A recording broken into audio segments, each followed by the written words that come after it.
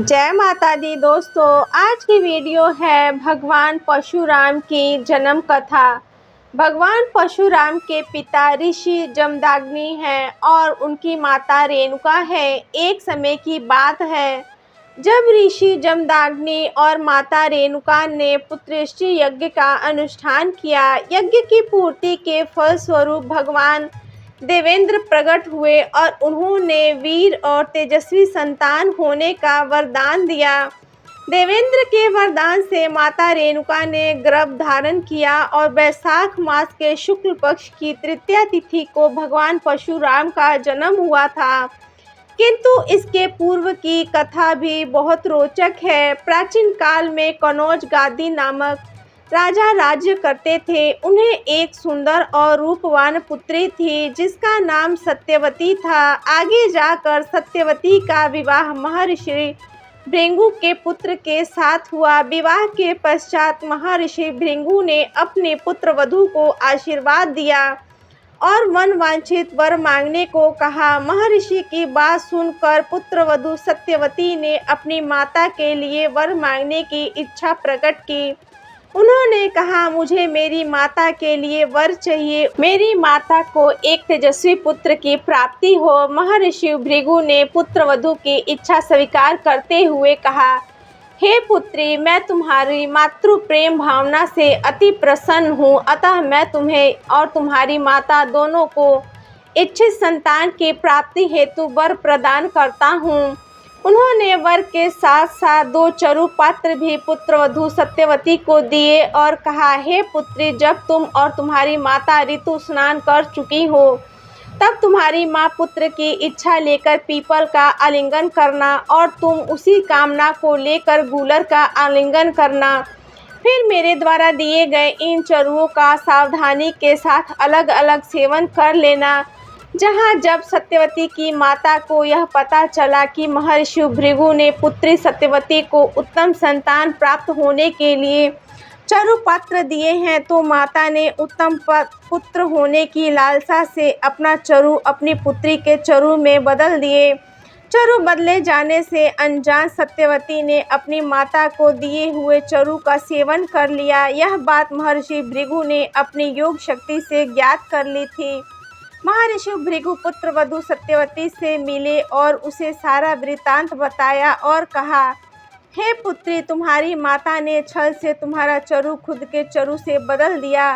अतः मेरे आशीर्वाद से तुम्हारी संतान ब्राह्मण होते हुए भी क्षत्रिय जैसा आचरण करेगी और तुम्हारी माता की संतान क्षत्रिय होते हुए भी ब्राह्मण जैसा आचरण करेगी। तब पुत्रवधू सत्यवती ने महर्षि भृगु से प्रार्थना की, भले ही मेरे पौत्र का आचरण क्षत्रिय जैसा हो, किंतु मेरा पुत्र ब्राह्मण का ही आचरण करने वाला हो। इसी के चलते सत्यवती ने गर्भ से महर्षि जमदग्नि का जन्म हुआ और जब ऋषि जमदग्नि का विवाह रेणुका से हुआ तब रेणुका के गर्भ से भगवान परशुराम का जन्म हुआ, जो एक ब्राह्मण कुल में जन्म होने के पश्चात भी उनका आचरण एक क्षत्रिय की भांति था। त्रेता युग में जब महर्षि जमदग्नि को पुत्रेष्टि यज्ञ के फलस्वरूप पुत्र की प्राप्ति हुई तब उन्होंने उस पुत्र का नाम राम रखा।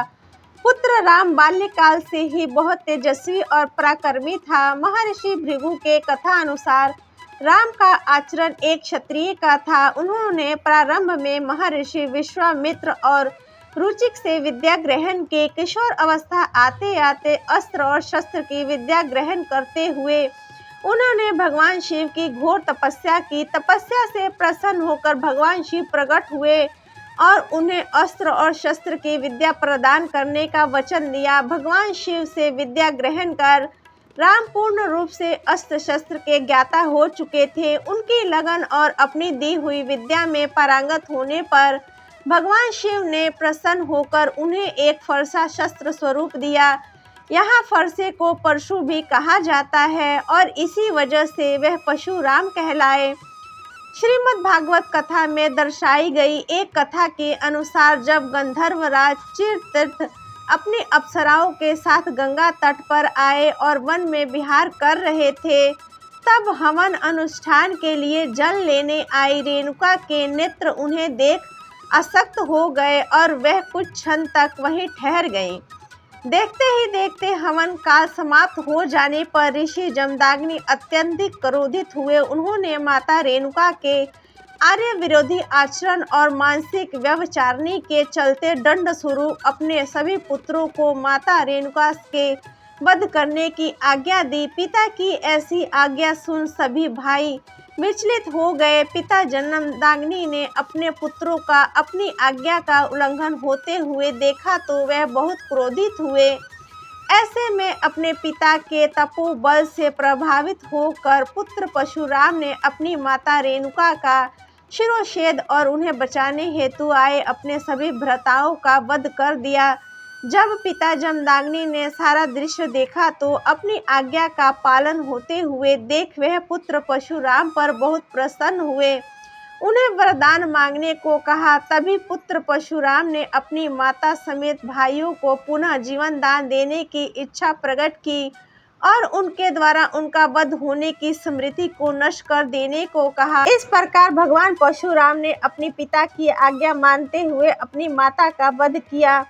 तो दोस्तों, ये थी मेरी आज की वीडियो अच्छी लगी हो तो वीडियो को लाइक करके मेरे चैनल को सब्सक्राइब जरूर कर दें। अपना कीमती समय देने के लिए दिल से शुक्रिया। Thanks for watching.